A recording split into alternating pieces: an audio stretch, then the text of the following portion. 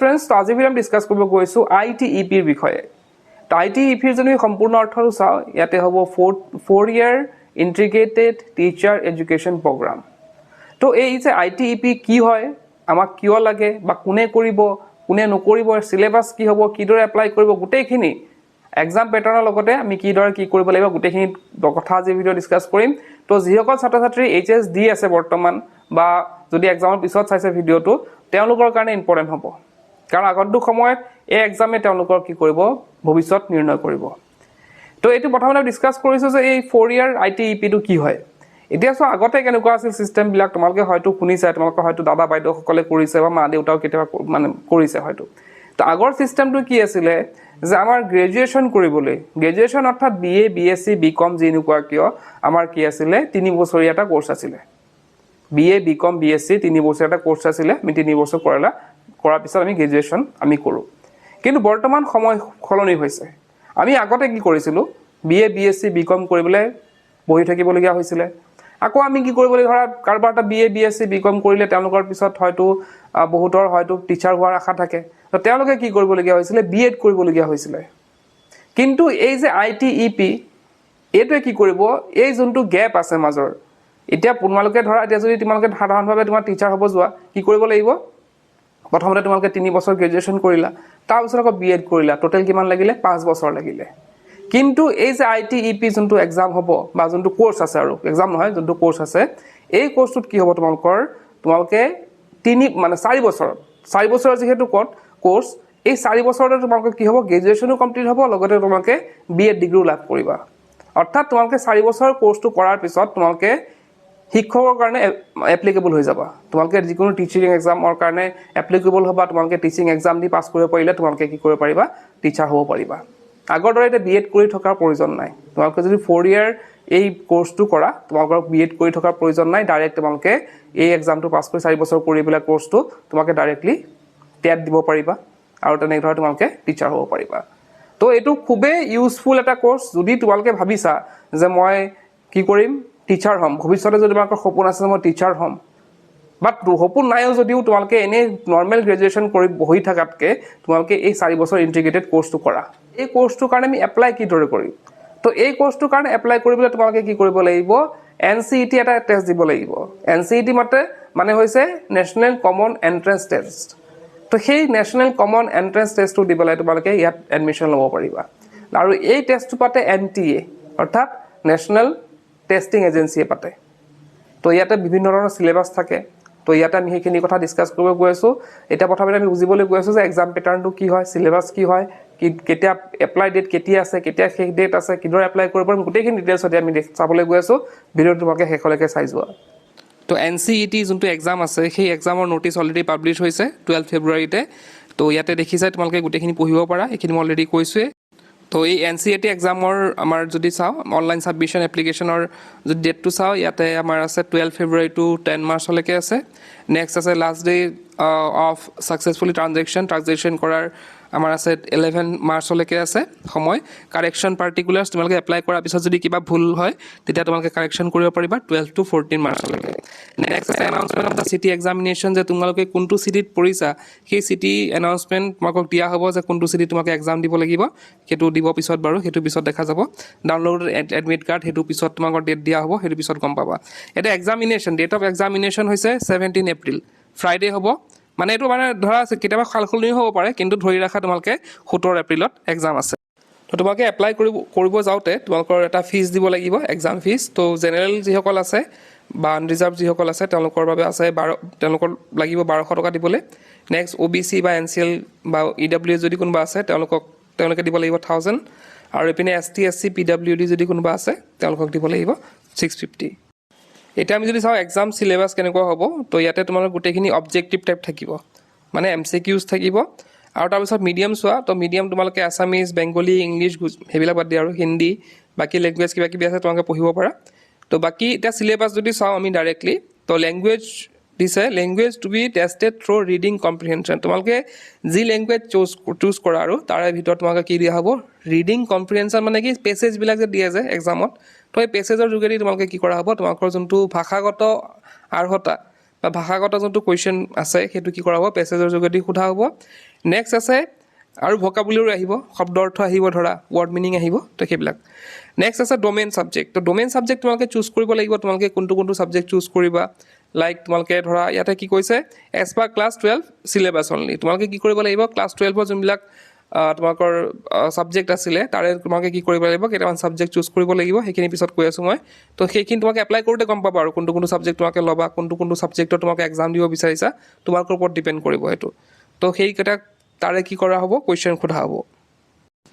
ইয়াৰ পিছত আছে general test তো সেই দুটাৰ ওপৰত গ'ল এতিয়া জেনেৰেল টেষ্টত কি সোধা হ'ব তোমালোকৰ জেনেৰেল নলেজৰ কুৱেশ্যন সোধা হ'ব কাৰেণ্ট এফেয়াৰ্ছ সোধা হ'ব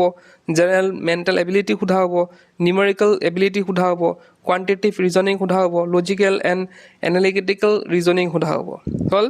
নেক্সট আছে টিচিং এপ্টিটিউডৰ ওপৰতো কুৱেশ্যন আহিব topic related to teaching of science তো তুমি ধৰা টিচিং অফ ছায়েন্স মানে কি ছায়েন্স পঢ়াওঁতে কি আমি ধৰা কেনেকৈ পঢ়াব লাগিব কি তোমালোকে ইউজ কৰিবা অপশ্যনছ থাকিব ধৰা MCQs science arts maths performing arts language etcetera এতিয়া এক্সাম পেটাৰ্ণটো যদি আৰু অলপ ভালকৈ বুজিবলৈ যাওঁ ইয়াতে ছেকশ্যন 1ত কি থাকিব চোৱা তো ছেকশ্যন 1ত দিছে যে দেয়াৰ আৰ 38 ডিফাৰেণ্ট লেংগুৱেজেছ 38টা লেংগুৱেজ তাত তোমালোকে পাবা any 2 language need to be chosen তাৰ পৰা 2টা লেংগুৱেজ চুজ কৰিব লাগিব ধৰা আমি কি চুজ কৰিম ধৰা মই চুজ কৰিলোঁ ইংলিছ আৰু আছামিজ হ'ল তো ইয়াতে চোৱা কুৱেশ্যন টু বি এটেম্প্ট কি কৰিব লাগিব চোৱা তাৰে লেংগুৱেজ পেপাৰখনত আৰু 2 different language papers are to be chosen সেইটো ক'লোঁ already each language paper will have 23 questions তো তাতে কি থাকিব লেংগুৱেজ পেপাৰত কি থাকিব 23টা কুৱেশ্যন থাকিব out of which 20 questions need to be attempt তোমালোকে গোটেইকেইটা কৰিব নালাগে তোমালোকে মানে এটলিষ্ট 20টা কুৱেশ্যন তাৰ পৰা এটেম্প্ট কৰিব লাগিব নেক্সট আছে ছেকশ্যন 2 যদি চাওঁ ডমেইন ছাবজেক্টৰ তো 26 domain specific subjects are be offered under this section তো তাতে কি থাকিব ডমেইন ছাবজেক্ট থাকিব হা মানে কেইটামান 26টা ছাবজেক্ট থাকিব A candidate may choose any 3 subjects as desired by the applicable university's institution. তো তোমালোকে কি কৰিব লাগিব যেতিয়া তোমালোকে ধৰা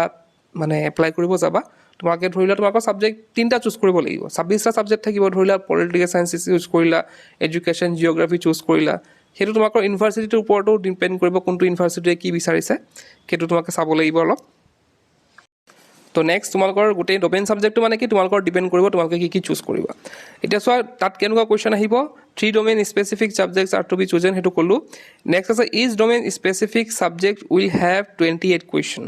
তো প্ৰত্যেকটা ডমেইন ছাবজেক্টত কিমান থাকিব 28টাকৈ কুৱেশ্যন থাকিব of which 25 questions need to be attempt তাৰে তোমালোকে কি কৰিব লাগিব 25টা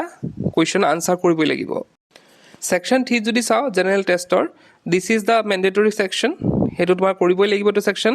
জেনেৰেল টেষ্টত কি আছে the general test will have 28 question general টেষ্টৰ কেইটা থাকিব 28টা কুৱেশ্যন থাকিব out of which 25 question need to be attempt তাৰে 25টা কুৱেশ্যন তোমালোকে দিব লাগিব ছেকশ্যন 4ত আছে টিচিং এপ্টিটিউড তাৰে কি থাকিব এইটো mandatory section teaching aptitude will have 23 questions তাতে 23টা কুৱেশ্যন থাকিব out of which 20 questions need to be attempt তাৰে কি কৰিব লাগিব 20টা কুৱেশ্যন তোমালোকে এটেম্প্ট কৰিব লাগিব এতিয়া যদি আমি নোটত চাওঁ ইয়াতে কিছে in total there will be 160 questions to be attempt out of 181 questions তো টোটেল তোমালোকৰ 181টা কুৱেশ্যন থাকিব তাৰে 160টা কুৱেশ্যন তোমালোকে এটেম্প্ট কৰিব লাগিব there will be a choice of 3 questions in each subject language domain specific subject teaching aptitude general test তাৰপিছত তলত দিছে the examination may be conducted on multiple days in 2 shift তো এক্সামটো যে তোমালোকৰ এদিনতে হ'ব তেনেকুৱা কথা নহয় বেলেগ দিনতো হ'ব পাৰে 2টা শিফ্টতো হ'ব পাৰে depending on the number of the candidate and subject choices তো ষ্টুডেণ্ট কিমান হয় বা ছাবজেক্ট কিমানে কি চুজ কৰে সেইটোৰ ওপৰত ডিপেণ্ড কৰি পেলাই এক্সামটো এদিনতো নহয় 2 দিনতো হ'ব পাৰে বা বেলেগ শিফ্টতো হ'ব পাৰে আৰু যদি আমি চাওঁ যে duration of the examination 180 minute হ'ব তো ইয়াতে আৰু এটা কথা আছে যে অসমত সব কলেজত কিন্তু এইটো ফেচিলিটি অহা নাই এইটো কোৰ্ছ অহা নাই তো কি কলেজত আছে সেইখিনি আমি চাবলৈ গৈ আছোঁ তো ইয়াতে তোমালোকৰ মানে এটা ভাল খবৰো আছে যে যোৱাবাৰতকৈ এবাৰ বহুত কলেজৰ সংখ্যা বাঢ়িছে গতিকে তোমালোকে ইয়াত বেছি চিট থাকিব এতিয়া প্ৰথমতে আমি যদি চাওঁ অসমৰ ইয়াতে ত্যাগবীৰ হেমবৰুৱা কলেজ আছে ইয়াতে তোমাৰ জামুগুৰিহাট ইয়াতে চবতে চাবা তোমালোকে BA BEd ইয়াত কি অপশ্যন আছে BA BEd আছে BCom BEd নাই কিন্তু ইয়াতে BA BEd কৰিব পাৰিবা আৰু ইয়াতে কিমানটা চিট আছে 50টা চিট আছে ঠিক তেনেকৈ ইয়াতে BSc BEdও আছে ইয়াতে কি আছে 50টা চিট আছে তো নেক্সট আছে ইয়াতে চাইডুৱাৰ কলেজ গহপুৰত আছে বিশ্বনাথ ডিষ্ট্ৰিক্টত তাতে 50টা আছে BSc BEdৰ কাৰণে পিছতে আছে মদগাঁও নিমাতী ৰোড ইয়াতে যোৰহাটৰ যোনখন কলেজ আছে তাতে আছে BA BEd BSc BEdৰ কাৰণে নেক্সট আছে আমাৰ কোকৰাঝাৰ গভৰ্ণমেণ্ট কলেজ কোকৰাঝাৰ টাউনত আছে সেইখন তাতো আছে BA BEdৰ কাৰণে তো নেক্সট আছে আমাৰ জৱাহৰলাল নেহৰু কলেজ ঝাৰাপাৰা সেইটো কামৰূপ ডিষ্ট্ৰিক্টৰ বকোত আছে নেক্সট আছে ইয়াতে BSc BA আছে নেক্সট আছে লখিমপুৰ ডিষ্ট্ৰিক্টত ঢকুৱাখানা কলেজত আছে নেক্সট গোলাঘাট কমাৰ্চ কলেজত আছে আমাৰ গোলাঘাটত আছে নেক্সট নগাঁৱৰ কথা কওঁ যদি ইয়াতে ADB কলেজ যোনটো হয় আনন্দৰাম ঢেকিয়াল ফুকন সেইটো কলেজত আছে নেক্সট আছে এই নগাঁও কলেজতো আহিছে চাগে তোমাক এবাৰ খবৰ কৰি ল'বা BN কলেজ ধুবুৰী তাতো আছে নেক্সট ধেমাজি কলেজত আছে নেক্সট LTK কলেজত আছে নেক্সট লখিমপুৰ গাৰ্লছ কলেজত আছে নেক্সট গোৱালপাৰা কলেজত আছে শিৱসাগৰ কমাৰ্চ কলেজত আছে নেক্সট আছে শিৱসাগৰ গাৰ্লছ কলেজত আছে নেক্সট ৰাংগাপাৰা কলেজত আছে নেক্সট আছে ফকীৰ মোহন ইউনিভাৰ্চিটিত আছে পাছত হেমপ্ৰভা বৰবৰা গাৰ্লছ কলেজত আছে গোলাঘাটৰ আৰু নেক্সট আছে আমাৰ ডিব্ৰু কলেজত আছে ডিব্ৰুগড়ৰ নেক্সট আছে বি বৰুৱা কলেজত আছে নেক্সট মাজুলী কলেজত আছে শিৱসাগৰ কলেজত আছে সুৰেন দাস কলেজত আছে হাজোৰ নেক্সট BHB কলেজত আছে বৰপেটাৰ পাছতে জাগিৰোড কলেজত আছে নেক্সট ডিগবৈ কলেজত আছে নগাঁও গাৰ্লছ কলেজত আছে নেক্সট বৰহলা কলেজত আছে ইয়াৰ পিছতে আছে ফৰকাটিং কলেজত আছে নগাঁও কলেজত আছে অথনি কৈছিলোঁ মই তাৰপিছতে ইয়াতে সোণাপুৰ কলেজত আছে আৰু ইয়াতে তেজপুৰ ইউনিভাৰ্চিটিত আছে তাৰপিছতে দৰং কলেজত আছে তাৰপিছতে দিছপুৰ কলেজত আছে তাৰপিছতে আছে দুধনৈ কলেজত তাৰপিছত শুৱালকুছি কলেজত আছে শুৱালকুছি নেক্সট আছে গুৱাহাটী ইউনিভাৰ্চিটিতো আছে তো নেক্সট আছে মৰিধাল কলেজ ধেমাজিৰ আৰু তাৰপিছতে আছে প্ৰাগজ্যোতিষ কলেজত আছে নেক্সট আছে পূব কামৰূপ কলেজত আছে নেক্সট আছে মংগলদৈ কলেজত আছে তাৰপিছত আসাম ডন বস্কো ইউনিভাৰ্চিটিত আছে তো এইখিনি আছিল কলেজৰ কথা তোমালোকে যেতিয়া এপ্লাই কৰিবা কলেজবিলাক চুজ কৰিব লাগিব গতিকে কলেজখিনি দেখাই দিলোঁ আৰু তোমালোকে আশে পাশে যদি তোমালোকৰ ওচৰত কলেজ আছে তোমালোকে এবাৰ খবৰ কৰি ল'বা যে তোমালোকৰ ওচৰৰ কলেজখনত আছে নে নাই কিন্তু লিষ্টেড কলেজবিলাক এইবিলাকে আছিলে আৰু আমি যদি চাওঁ নেক্সট আমাৰ এক্সাম চেণ্টাৰ ক'ত হ'ব তো এক্সাম চেণ্টাৰ হ'ব গুৱাহাটী যোৰহাট আৰু শিলচৰ আৰু ডিব্ৰুগড় এই চাৰিখন ডিষ্ট্ৰিক্টত হ'ব তো তোমালোকে এপ্লাই কৰোঁতে হয়তো এক্সাম চেণ্টাৰ যোনটো তোমালোকৰ ডিষ্ট্ৰিক্ট মানে যোনটো মানে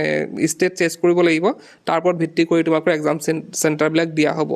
আৰু এক্সামৰ যোনটো ৰিজাল্ট হ'ব সেইটো কাট অফৰ ওপৰত ডিপেণ্ড কৰিব যে যোনে ভাল ৰিজাল্ট মানে যোনে যিমান মাৰ্কছ উঠাব পাৰে তাৰ ওপৰত নিৰ্ভৰ কৰিহে তোমালোকৰ কিন্তু ছিট এলাউড কৰা হ'ব অৰ্থাৎ তোমালোকে যদি ভাল নম্বৰ পোৱা তেতিয়া তোমালোকে দেখিছাই ক'ৰবাত 100টা আছে ক'ৰবাত 50টা ছিট আছে তো তোমালোকৰ যদি যিমান ভাল ৰিজাল্ট হ'ব সিমান তোমালোকৰ পোৱাৰ চান্সটো বেছি বাঢ়ি যাব গতিকে ট্ৰাই কৰিবা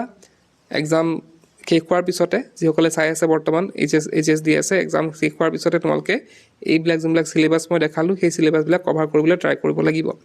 তো এইখিনি আছিল আজিৰ ভিডিঅ'টোত বুজি পাইছা নে আৰু কিবা ডাউট থাকিলে কমেণ্ট বক্সত জনাব পাৰা আজিৰ ভিডিঅ' শেষ কৰিলোঁ কিপ ৱাচিং উই কেন লাৰ্ণ